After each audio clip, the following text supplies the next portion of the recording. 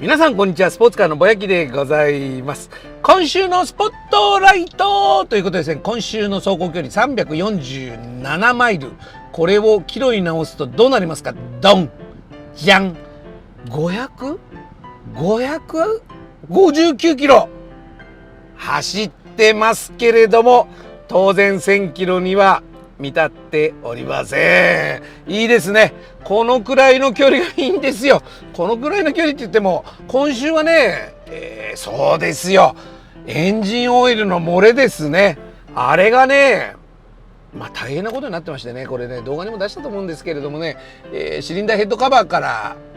オイルがポタポタと漏れていて、最初1滴2滴だったんですけど、だんだんこの量が増えてきて、結構ね、このガレージのところにもシミを作っちゃってね、ガールに怒られちゃったりなんかしちゃったんですけれどもね、いやー、それでもね、大変な作業でしたよ。これ丸1日入院させましたんで、その分ね、走ってないというところでございます。おかげさまでね、このボクスター986のボクスター S でございますけれども、良好でございます。クーラーね今つけながらちょっとねいろいろ見てますけども、暑くなりましたね。もうカリフォルニアもねめっちゃ暑くなりましたよ。もうねなかなかの暑さでございますけれどもね、日本もね暑いんじゃないかなと思いますんで、皆さんね熱中症だとかね、そういうのね気をつけていただきたいなということでね、水分をねこまめにとっていただきたいなというところでございます。車もねオーバーヒートしたら大変ですからね、もうこの夏場はねやっぱりね水回り冷却水のちゃんとね確認だとか、クーラーもねガスを入れて、この986は何もガス今まで入れたことないですし、巣もね今までクーラー壊れたことないな。ちゃんとクーラーね効きますよ。バッチリ効きますよ。調子よくやってるんですけれどもね、若干ねこれね今度次のね、問題ですけれども、アイドリングがねちょっとラフですね。今回のオイルセパレーターも変えましたけれどもね、そのオイル漏れもね、ヘッドからのオイル漏れ、それからオイルセパレーターも何かね良くないんじゃないのかなっていうところで、このアイドリングのねラフさもそこに起因してるのかなと思ったんですけど、これはね、今回ね改善されてませんね。こんなもんっちゃこんなもんかもしれないけど、エンジンチェックランプはね当然のことながらついてませんのでね、ちょっと様子を見ながらね、あれでしょうね、エアマスセンサーなんかそろそろ交換時期なのかもしれませんけれども、エンジンチェックランプがそのうちねこれで悪かったならば多分つくと思うんですけれどもね、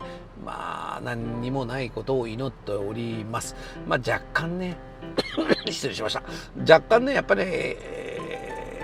エンジンのこのアイドリングのラフさっていうのはね、欧州車やあるっちゃあるんですけれどもね、日本車なんかピタッと止まってるね、そういう風に制御されてる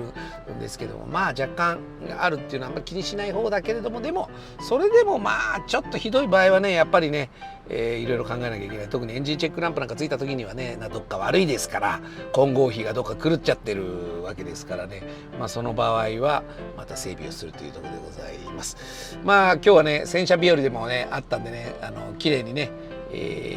してもう全て完了、室内もね綺麗にねちゃんとオイルというか潤滑油で綺麗にですね、潤滑油なんていうんですかね、保護剤っていうんですかね、こういうのね、こういうのもちゃんとねダッシュボードも綺麗にした後でございます。ということで今週は559キロということで、若干少なめではありますけれども走りましたというところでございました。さあ次週また